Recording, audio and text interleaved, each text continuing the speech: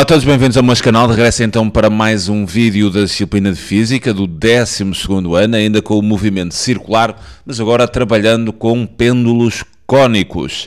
O exercício 3 diz-nos o seguinte: a figura 6 mostra então um pêndulo cônico constituído por um corpo cuja massa são exatamente 100 gramas, suspenso por um fio inextensível e de massa desprezável, sendo que o comprimento do fio são 40 cm. Cuidado com as unidades, ok? Para nível de trabalho de cálculo, a massa tem que ser em quilos e o fio tem que ser, quer dizer, o comprimento, né, tem que ser em metros. Atendendo que o pêndulo se desloca no sentido indicado, ou seja, neste aqui pela setinha, e com período exatamente igual a 0,75 segundos, determina aqui na questão 3.1 o módulo, a direção e o sentido da velocidade angular. Na segunda questão, o módulo da força que o fio exerce sobre o corpo, ou seja, o módulo da tensão.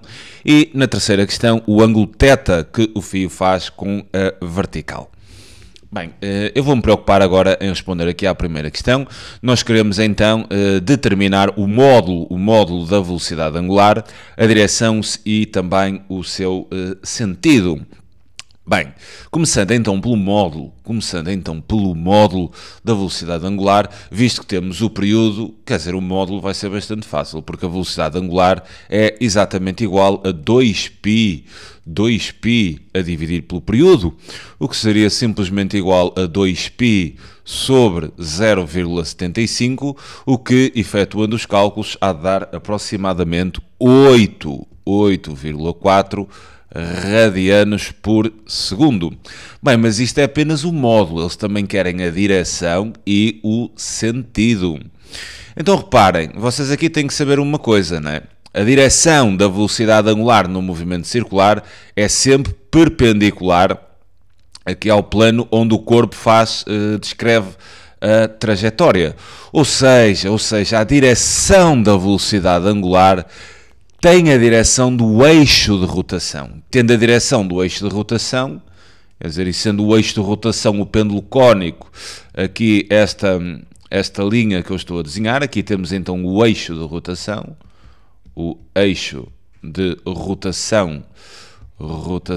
do nosso pêndulo. A velocidade angular terá a direção deste eixo. Agora nós temos aqui dois casos, não é? Poderá apontar para cima ou poderá apontar para baixo. Como é que nós vamos perceber o sentido? Ou seja, se aponta para cima ou para baixo? Eu coloquei aqui assim esta mão porque para nós percebermos o sentido da velocidade angular temos que aplicar a regra da mão direita. Em que consiste a regra da mão direita? Vocês pegam na vossa mão e abrem a mão toda. E depois com estes quatro dedos, vocês vão fazer o movimento no sentido que o pêndulo faz, que seria nesta seta. Ao fazer este movimento, a mão vai fechar desta forma e o polegar vai então apontar no sentido da nossa velocidade angular. Imaginem que o pêndulo, quer dizer, descrevia assim movimentava-se naquele sentido. Então para vocês, ao fechar dos dedos, apanharem aquele sentido, tinham de virar a mão para baixo, né? A mão ficava voltada para baixo e ao fazerem a rotação dos quatro dedos, o polegar, ao fazerem a rotação dos quatro dedos neste sentido, o polegar apontaria para baixo, o que indicaria então que a velocidade angular teria o sentido de cima para baixo. Neste caso, e visto aqui o sentido do movimento do nosso pêndulo, que é neste sentido, então, aplicando aqui a regra da mão direita, vamos perceber que a velocidade angular vai ter o sentido de baixo para cima. Então vou representar aqui o vetor velocidade angular, que seria assim, com a direção do eixo de rotação e depois com o sentido atendendo ao movimento do pêndulo, trabalhando aqui a regra da mão direita, perceber que o sentido da velocidade angular seria de baixo para cima. Escrevendo então isto e trabalhando aqui o vetor velocidade angular, daí eles pedirem-vos que indiquem ou determinem o módulo, a direção e também o sentido, ou seja, temos que caracterizar o vetor velocidade angular. Quanto à direção, nós vamos dizer que tem direção, neste caso vertical, vertical e tem a direção, né? Tem a direção vertical e do eixo de rotação. Do eixo de rotação. Quanto ao sentido, nós já nos pronunciamos, a direção era vertical e tem a direção do eixo de rotação, o sentido é de baixo para cima. De baixo para cima. Isto então apanhamos o sentido com a regrinha da mão direita, lembrem-se disto. E quanto ao módulo, ou seja, o módulo da velocidade angular, seria igual àquilo que foi calculado ali, ou seja, 8,4 radianos por segundo. E quanto à primeira questão, teríamos a primeira questão resolvida. Passemos então agora às próximas questões. Na questão 3.2 é-nos pedido então o módulo da força que o fio exerce sobre o corpo. Sendo essa força a nossa tensão. Bem, vocês neste exercício precisam sempre de fazer, vão precisar de fazer o esquema, o diagrama de forças. E então, olhando aqui para a nossa figura 6, nós temos aqui o pêndulo, esta bola vermelha. Quais são as forças que atuam? Obviamente temos assim o peso, não é? Temos o peso a apontar para baixo, a força gravítica, e temos ainda a nossa tensão, não é? Há de estar assim, mais ou menos não, há de estar mesmo ali. Aqui temos a nossa tensão. Depois de representarmos as forças, o que nós temos que selecionar é um referencial adequado para trabalharmos a força, a resultante das forças, nesse referencial. E lembrem-se da dica que vos dei no vídeo anterior sobre as pistas inclinadas, não é? Reparem que aqui o referencial que nós vamos adotar é sempre um referencial cujo um dos eixos apanhe a direção radial, ou seja, a direção para o centro da curva. Então eu teria que fazer assim aqui, um dos eixos teria que ser este. Quer dizer, aqui este eixo apontar para o centro da curva, ou seja, ter direção radial. E então trabalharia aqui este eixo, vou designar então o eixo do X, obviamente que o outro eixo terá de ser perpendicular, seria algo deste género. Aqui terei então assim o eixo dos Y. Lembrem-se disto, definição dos eixos, no movimento circular, definam sempre um eixo definem sempre um sistema de eixos no qual um dos eixos aponte, se tenha a direção radial, ou seja, para o centro da curva. Depois de definirem os eixos, o que vocês vão fazer é decomposição das forças que não atuam diretamente ou exclusivamente segundo esses eixos. Reparem que o peso atua sobre este eixo vertical, tudo bem, mas a tensão não. Se a tensão não atua, eu vou ter que fazer a decomposição. Quer dizer, nós apanhamos aqui um eixo que apanha a direção radial, no sentido de depois a resultante ser uma resultante centrípeta, não é? Depois de trabalharmos a aceleração centrípeta, que é uma aceleração que aponta sempre para o centro da curva, daí a definição de um eixo, não é? Que aponte, que tenha essa direção radial para o centro da curva, de modo depois a trabalharmos a resultante nesse eixo, será uma resultante centrípeta. Bem, voltando só aqui, aquilo foi uma à parte, mas às vezes estas questões, né, pairam sobre as nossas cabeças. Fazendo então a decomposição, eu vou ter assim aqui um TX, e vou ter assim aqui esta projeção para o eixo vertical, hei de ter assim aqui um TY. Bem, já sei que vou ter que trabalhar a trigonometria, né? Já sei isso, então convém transportar este ângulo θ de alguma maneira para este triângulo. Reparem que este segmento aqui, este lado aqui, eu formava aqui um triângulo retângulo, né? E este triângulo aqui, retângulo, é semelhante a este triângulo grande. Quer dizer que este segmento é paralelo a este. Se é paralelo, esta mesma hipotenusa que intercepta estes dois segmentos paralelos, há de cortar os segmentos sob o mesmo ângulo. Ou seja, se ali é θ, quer dizer que aqui também, obrigatoriamente, terá de ser o nosso ângulo θ. Bem, importa agora definir o TX e também o TY, trabalhando aqui com trigonometria. Reparem aqui, relativamente ao ângulo, se vocês forem em frente ao ângulo, apanham um cateto oposto, que é o vosso TX, cateto oposto, hipotenusa, seno. Então podemos dizer que o seno o seno θ há de ser igual, cateto oposto, que será o nosso Tx sobre T. Eu estou aqui a trabalhar no campo escalar, ou seja, o módulo das forças. O que quer dizer que definindo o nosso Tx, nós vamos ter Tx igual a T seno de θ. Relativamente ao TY, havemos de trabalhar com a outra razão trigonométrica, ou seja, o cosseno, porque relativamente a este ângulo, o cateto adjacente terá exatamente o mesmo comprimento que o nosso vetor TY. Então, trabalhando a trigonometria, mas agora com um cosseno, poderemos dizer que cosseno de θ será simplesmente igual a TY sobre T, o que, resolvendo isto em função de TY, podemos dizer que TY será nada mais do que T cosseno θ. Uma vez feitas então as decomposições, o que nós vamos fazer agora é criar um sistema com a resultante das forças nos dois eixos. Então poderia criar assim aqui um sistema, onde vou colocar aqui, por exemplo, a resultante segundo este eixo centrípeto, ou seja, o eixo do X. Reparem que a única força a atuar neste eixo é o meu Tx, ou seja, então a força resultante, segundo este eixo do X, há de ser exatamente igual a Tx, e é uma resultante centrípeta, ou seja, Tx igual à massa vezes a aceleração centrípeta. Relativamente ao eixo vertical, e visto que o pêndulo não sai deste plano horizontal, onde está a rodar, não sai deste plano de equação z igual a zero, quer dizer, não sobe nem desce, o que quer dizer que estas forças se encontram em equilíbrio, ou seja, a resultante entre elas é nula. Se a resultante entre elas é nula, implica que, em termos de intensidade, obviamente, sejam iguais.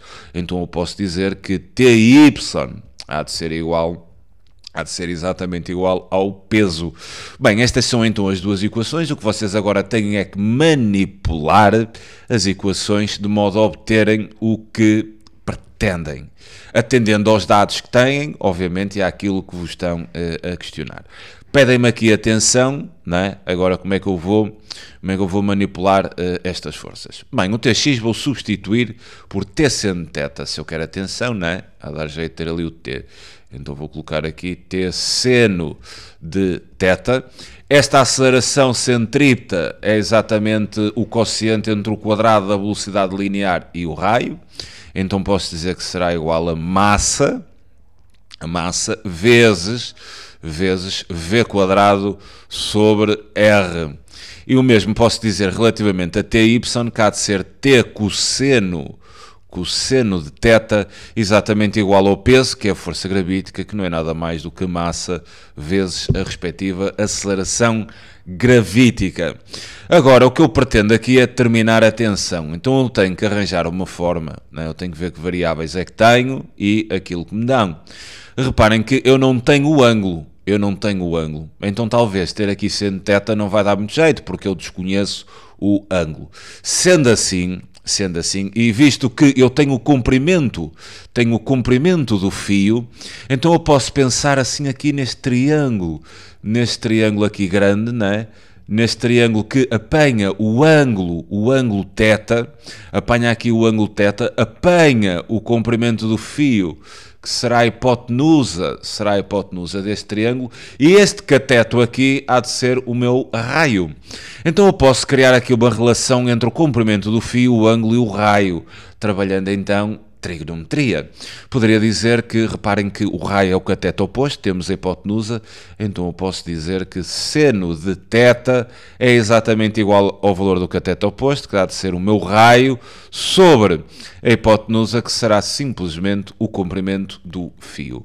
Ou seja, a partir daqui, eu sei que se quiser fazer desaparecer, entre aspas, o seno θ porque não tenho o ângulo, posso fazê-lo, porque o seno θ vai ser então o quociente entre o raio e o comprimento do fio.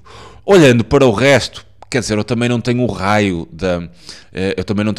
aqui da trajetória. No entanto, se ali aparece um raio também, talvez tenha a sorte no desembrulhar destas equações, deste raio cortar com aquele. Olhando também para aqui, tenho a velocidade linear. Eu não tenho a velocidade linear. No entanto, eu tenho o valor da velocidade angular que foi calculada no exercício anterior. Sei que é 8,4 radianos por segundo. Vou escrever aqui, sei que a velocidade angular é 8,4 radianos por segundo. E eu posso transformar esta velocidade linear numa expressão em função da velocidade angular. Não há problema. Quer dizer, vocês sabem do movimento circular que velocidade linear é exatamente igual a velocidade angular vezes o raio.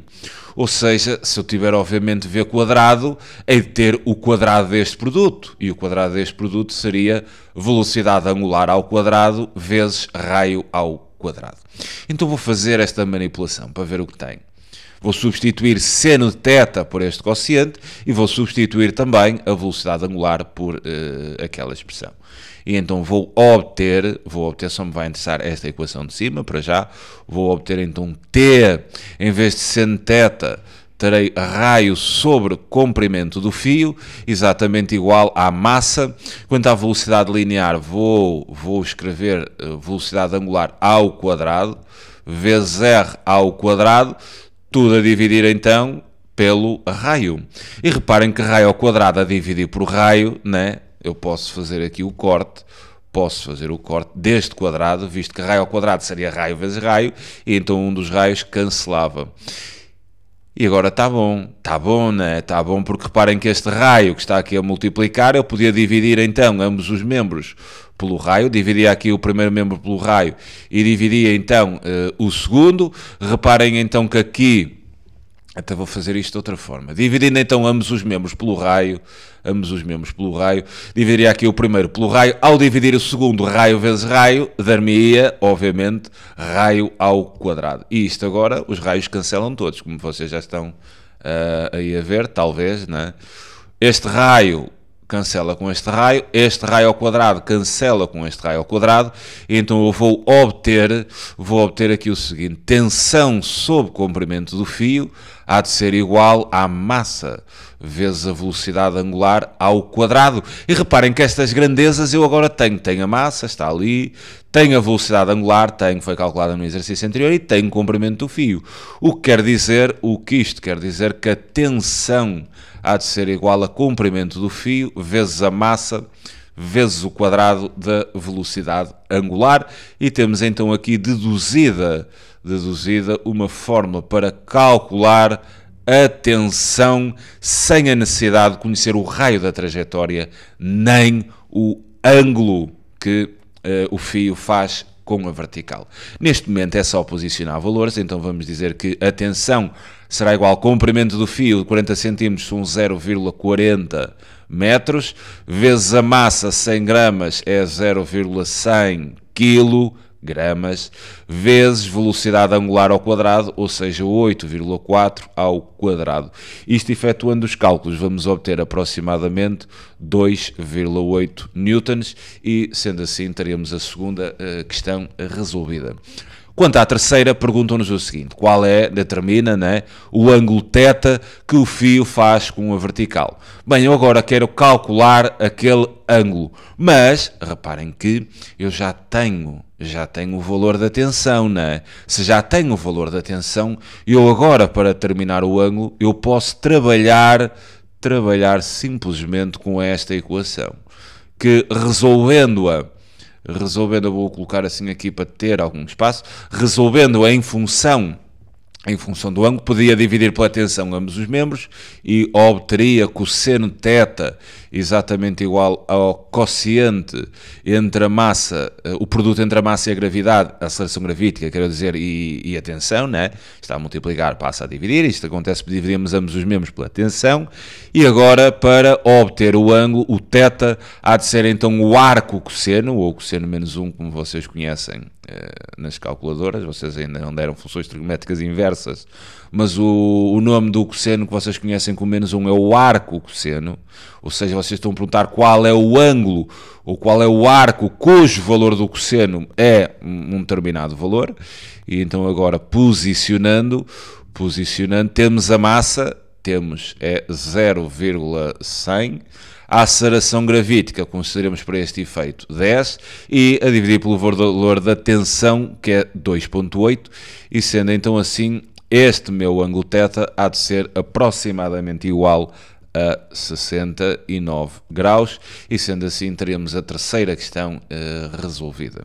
Fico-me então por aqui, espero que tenham percebido a ideia da resolução deste exercício, é sempre um prazer enorme poder ajudar. Um grande abraço a todos, tchauzinho.